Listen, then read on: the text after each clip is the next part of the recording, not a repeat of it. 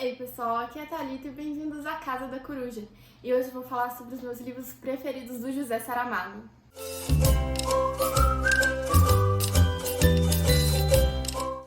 Se o Saramago estivesse vivo, ontem ele teria completado 98 anos. E em homenagem a esse autor que eu amo tanto, eu vim aqui falar pra vocês quais são os meus 5 livros preferidos dentre todos do que eu já li dele. Os 2 primeiros que eu vou falar, que ficariam em 4º e 5º lugar, na verdade são bons livros também para quem quer começar a conhecer a obra do autor.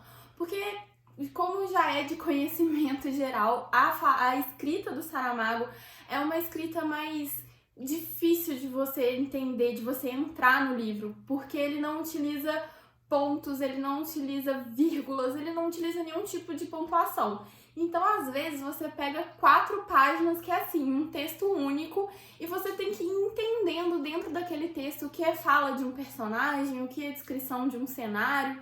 Então, assim, é meio complicado da gente começar a ler esse autor. E esses 2 primeiros livros que eu vou falar, ele tem uma linguagem mais fácil, é uma história mais fácil de você entender e você ir acostumando com ele e com essa forma tão diferente de narrar um texto. O primeiro livro que eu vou falar, que é o 5º no meu top 5, é A Viagem do Elefante. E esse livro aqui, ele é baseado em um acontecimento real, que é o fato de o rei de Portugal da época querer presentear o arquiduque austríaco com um elefante. O rei tinha lá um elefante no seu palácio que ele não gostava mais, que ele não queria mais, então ele resolveu dar meio esse presente de grego pro arquiduque. Ele falou, não tô mais querendo esse elefante, dá ele de presente pro arquiduque que ele vai achar um presente sensacional e ainda vai ficar muito feliz. E de quebra, a gente ainda se livra desse troço que tá aqui entulhando o palhaço. E aí a gente já tem a primeira discussão que Saramago levanta nesse livro aqui, que é justamente o fato de que esse elefante, enquanto ele era jovem, enquanto ele era a atração do reino, o rei amava o elefante, era o melhor presente que ele tinha recebido. Quando ele perdeu esse status de novidade, que ninguém mais queria saber muito, ele começou já a falar, esse bicho só tá entulhando aqui. Então ele vai questionar essa efemeridade das relações. Enquanto aquela relação te traz algum tipo de benefício, ela é ótima. Já acabou esse benefício, você tem algum prejuízo, então já pode ser descartada, não te interessa mais, ainda que seja um ser vivo que a gente está falando. Mas, passada essa primeira discussão, a gente vai acompanhar a viagem desse elefante de Portugal até a Áustria, junto com todas as pessoas que estão ali encarregadas por levar esse elefante em segurança. E no decorrer dessa viagem, Saramago vai questionar várias outras coisas, como as relações de poder. Ele questiona muito a Igreja Católica, a relação que os fiéis têm com a Igreja Católica, essa promessa do milagre que ela traz.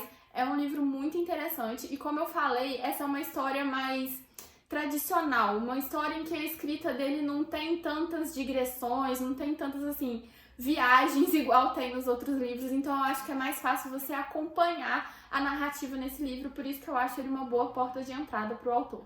O livro 4 no meu top 5 é O Conto da Ilha Desconhecida, que por ser um livro super curtinho, eu acho super válido começar por ele também, para você ter um primeiro contato com essa estrutura narrativa e depois se aventurar pelos livros maiores. Aqui a gente vai ter um dos começos de história mais sensacionais que eu acho. O rei, ele sempre tinha um dia em que ele abria as portas do castelo e os súditos podiam ir fazer pedidos para ele e o rei ia atender esses pedidos. Um dos súditos vai e pede um barco para ele ir atrás da Ilha Desconhecida. E aí o rei vira e fala assim, mas se a ilha é desconhecida, como é que você vai achar ela?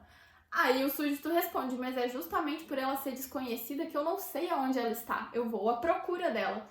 Eu adoro esse início dessa história, eu acho que só aí a gente já tem noção da força do Saramago nesse diálogo tão cheio de metáforas, né, com tantas interpretações. A partir daí a gente vai acompanhar o protagonista junto com uma mulher que vai junto com ele nessa viagem, por essa viagem em busca da Ilha Desconhecida. E o que é sensacional nesse livro são os diálogos que eles vão travando no decorrer dessa viagem.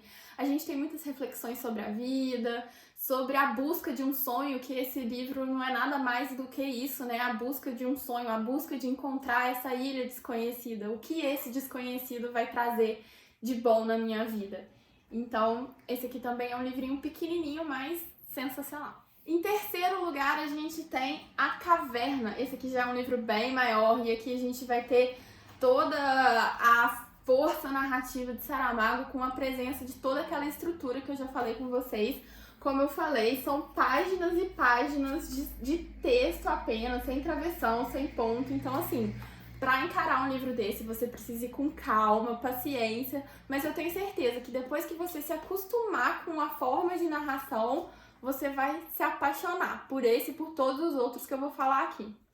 Esse livro aqui, a gente tem uma crítica ao capitalismo. Nesse livro, todos os personagens, eles trabalham para o centro, que é um grande conglomerado onde tem um regime de trabalho super severo, assim, o dinheiro dita tudo, o dinheiro move todas as relações. O protagonista, ele fabricava louças de barro para esse centro. E um belo dia o centro vira para ele e fala assim: olha, a gente não precisa mais das suas louças, não, porque a gente descobriu que as pessoas preferem louças de plástico. Elas são mais práticas, elas são mais baratas, mais fáceis de fazer, a gente pode robotizar aqui toda a produção. Então aí a gente já tem a crítica à efemeridade do trabalho humano, como que a gente é substituído super fácil por aquilo que dá mais lucro para os patrões. E aí a gente vai começar a ter essa busca do protagonista por um novo sentido na vida, por tentar se encaixar nesse mundo capitalista. É realmente essa saída da ideia de o meu trabalho faz sentido para como fazer sentido nesse novo mundo. O mundo que o protagonista não entende, que ele não consegue perceber como um robô pode ser melhor do que ele, como ele pode ser substituído por um robô. Esse livro ele é cheio de metáforas, inclusive o nome é uma metáfora para a caverna de Platão. Então, assim, quando você for ler ele, você já vai esperando ter que ler muitas coisas nas entrelinhas. O segundo livro no meu top 5 é Intermitências da Morte. Nesse livro aqui, a morte resolve tirar férias. E a partir daí a gente já pode prever que vão acontecer muitas confusões nessa cidade. A gente tem crises tanto financeiras, porque as pessoas não morrem, só nascem mais pessoas. Então o governo tem cada vez mais pessoas para tomar conta.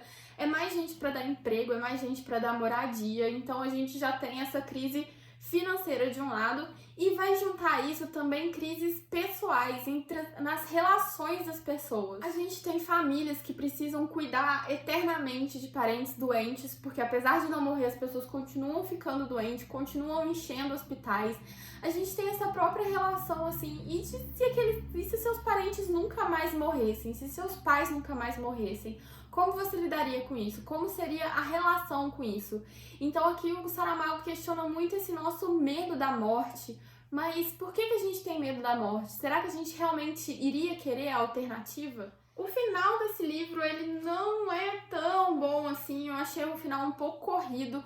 A gente sai um pouco dessa história mais filosófica, mais reflexiva, para um final mais prático mesmo, às vezes até um pouco policial. Mas o começo, as reflexões que ele traz no começo mexeram tanto comigo, me fizeram pensar tanto a respeito da morte e da minha relação com a morte, que ele ficou no meu segundo lugar. E em primeiro lugar, a gente tem um livro tão bom que eu nem tenho ele, mas aqui ele tá emprestado, que é Ensaio sobre a Cegueira. Essa história aí que já ficou super conhecida em razão do filme que fez a adaptação cinematográfica desse livro. Mas a gente tem a história de uma doença que começa a cegar toda a população e o governo não sabe como controlar essa doença. Ele acaba pegando todas essas pessoas que estão ficando cegas e colocando dentro de um mesmo local, confinando aquela pessoa ali na tentativa de que a doença não se espalhe mais. Então a gente vai começar a acompanhar a vida dessas pessoas dentro desse lugar. A gente começa a ver... É bem aquela metáfora de o homem é o lobo do homem, sabe? Tá tudo ali naquele estado meio selvagem, ninguém governa ninguém, e de repente os mais fortes começam a se unir e tentar formar um grupo ali para dominar os outros, para fazer com que os outros trabalhem para eles. A gente percebe que nesse estado de cada um por si, a lei do mais forte, as pessoas não se unem e não tentam viver ali de uma forma harmônica, fazendo o melhor para todo mundo. Não, é cada um querendo destruir o outro, querendo construir uma sociedade de bases hierárquicas, igual a gente tem hoje, os mais fortes no poder e sempre subjugando os mais fracos. Então é realmente uma crítica a natureza humana, que a gente acha que, não, se a gente pudesse ter um mundo sem governo, a gente seria uma sociedade ideal, a gente conseguiria se reorganizar, o capitalismo que é o vilão de tudo, mas será que é mesmo? Será que se a gente tivesse uma sociedade em outros moldes, que não fosse capitalismo, que não fosse o governo da forma como a gente conhece, será que a gente não reproduziria da mesma forma essas relações de poder que a gente tem hoje? Bom, pessoal, esse foi o meu top 5 do Saramago. Eu já li alguns outros livros desse, mas esses realmente foram, assim, os que eu mais amei, disparado. Me conta aqui embaixo qual é o seu livro preferido do autor ou qual você tem curiosidade de ler. E eu vejo vocês no próximo vídeo. Tchau!